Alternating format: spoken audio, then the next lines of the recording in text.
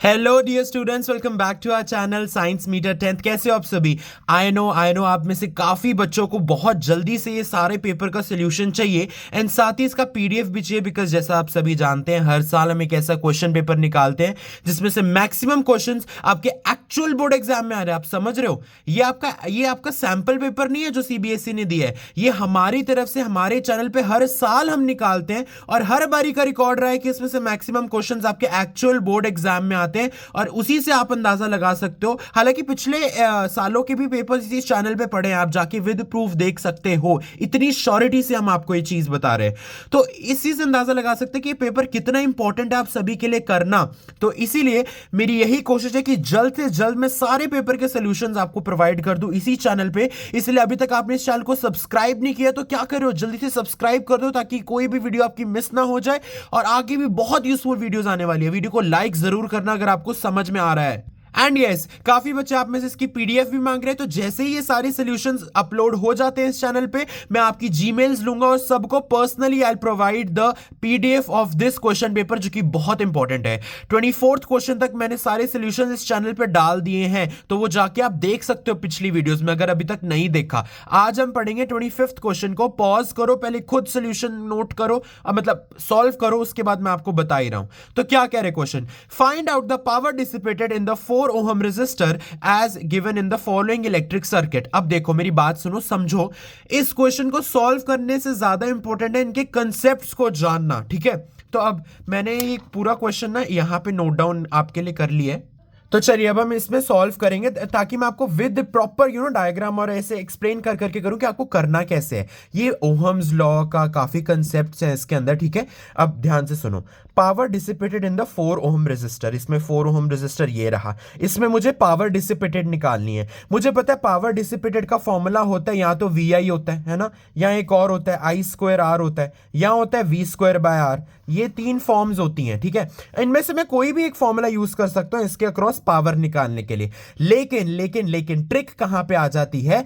जिस भी रेजिस्टर के अक्रॉस हमें पावर निकालनी है ना, हमें उसी रेजिस्टर की ये वैल्यूज लिखनी है। फॉर एग्जांपल अगर मैं पहला वाला फॉर्मूला यूज कर रहा हूं ना, तो वी आई, तो यानी वोल्टेज भी यहां पे 4 ओहम की होनी चाहिए और करंट भी जो 4 ओहम में से दौड़ रहा है, ठीक है, वो होना चाहिए इस फॉर्मूला में। अगर मैं आई स्क्वायर आर कर रहा हूं तो यहां पे आई होना चाहिए current flowing through the 4 ohm resistor, और R is the resistance of this 4 ohm resistor, जो कि हमें पता है 4 है। अब मुझे बताओ इन 3 फॉर्मूलाज में से कौन सा वाला मुझे यूज करना चाहिए? ऑब्वियसली मैं ये वाला तो नहीं करूंगा, क्योंकि यार मुझे ना ही वोल्टेज पता है ना ही करंट पता है ना।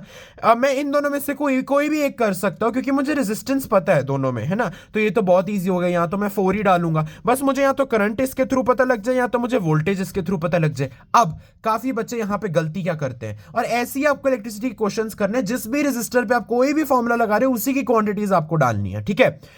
अब वोल्ट, फॉर एग्जांपल मैं V square by R use करना चाहता हूं, तो क्या आपको लगता है वोल्टेज इसके अक्रॉस यहां पे 8 वोल्ट्स है ना, यहां पे 8 वोल्ट्स है क्वेश्चन के अंदर, हाँ जी 8 वोल्ट्स। तो आपको क्या लग रहा है यहां पे 8 वोल्ट मिल रहा है इस 4 ओहम को? आप कैसे कह सकते हो इसको पूरा का पूरा 8 वोल्ट मिल रहा है? अब मेरी बात सुनो, इस 4 ओहम के साथ साथ एक ये वाला कॉम्बिनेशन भी तो है इन सीरीज, अगर आप ध्यान से देखो। और हमने पढ़ा है when 2 or more resistors are in series, हमारी वोल्टेज, जो टोटल वोल्टेज होती है बैटरी प्रोवाइड कर रही होती है, वो डिवाइड हो जाती है। तो पूरा का पूरा 8 वोल्ट तो इस 4 ओहम को मिल ही नहीं सकता किसी भी एंगल से।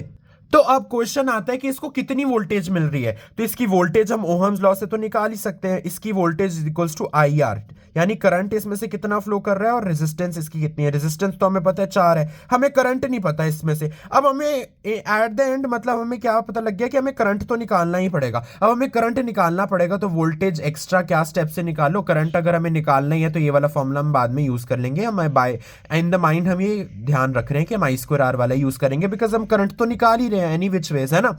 तो अब ध्यान से देखो, अब करंट निकालने के लिए हमें रेजिस्टर्स को सॉल्व करना पड़ेगा। तो सबसे पहले ये वाला कॉम्बिनेशन है, ये दोनों पैरेलल में आपको क्लियरली विजिबल है, तो इसका आर इक्विवेलेंट कैसे निकलेगा? 1 upon R equivalent equal to 1/8 plus 1/8। आप एलसीएम लीजिए, 8 आएगा तो यहाँ पे 2 आ जाएगा, 1 अपॉन आर इक्विवेलेंट, तो यानी 1/4। तो यानी यहाँ पे आर इक्विवेलेंट क्या हो जाएगा? 4 हो जाएगा, 4 ओहम। यानी अब मैं अपने थोड़ा इस सर्किट को वापस से बनाऊं तो मेरे पर ये सर्किट क्या बनेगा? कुछ ऐसा बनेगा जी।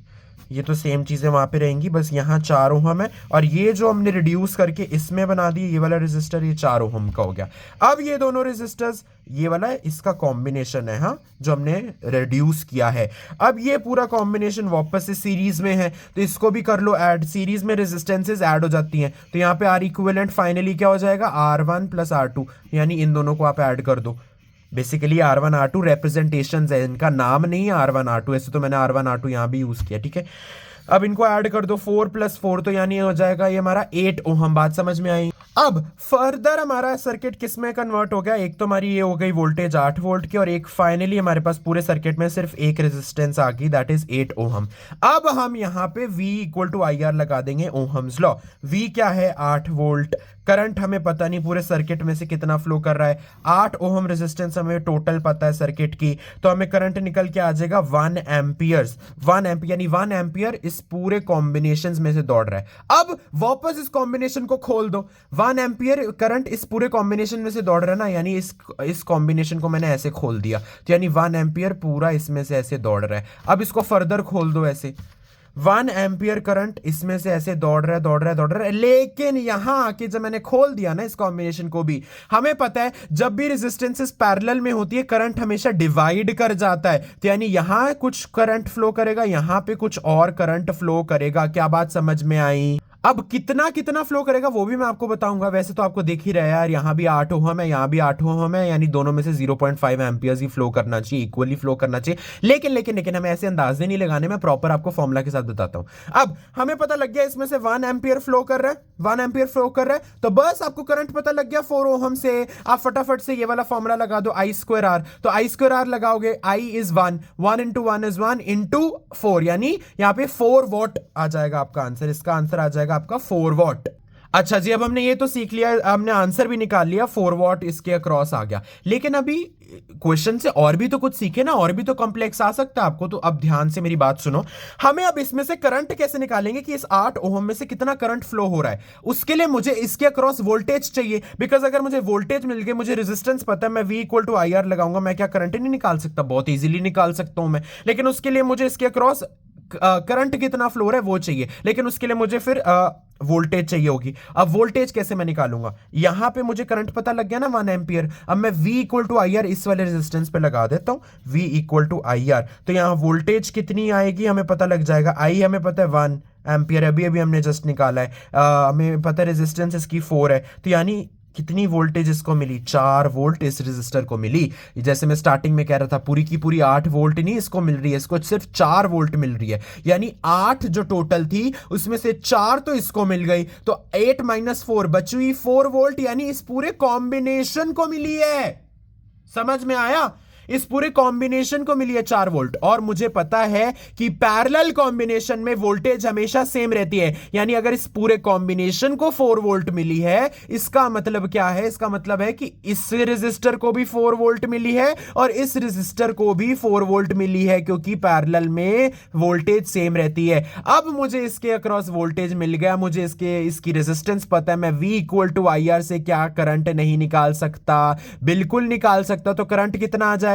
वोल्टेज इज 4 और रेजिस्टेंस इज 8, तो 4 डिवाइडेड बाय 8 कितना आ जाएगा? 0.5 एम्पियर्स। मैंने आपको पहले ही बताया था 0.5 एम्पियर्स इसमें से फ्लो करेगा, 0.5 एम्पियर्स इनमें से फ्लो करेगा, और जब ये इकट्ठे मिलेंगे तो टोटल करंट कितना हो जाएगा? I1 प्लस I2, यानी 0.5 प्लस 0.5 दैट इज 1 एम्पियर। वापस से वही सीरीज में हो गया 1 एम्पियर जो कि पहले फ्लो हो रहा था।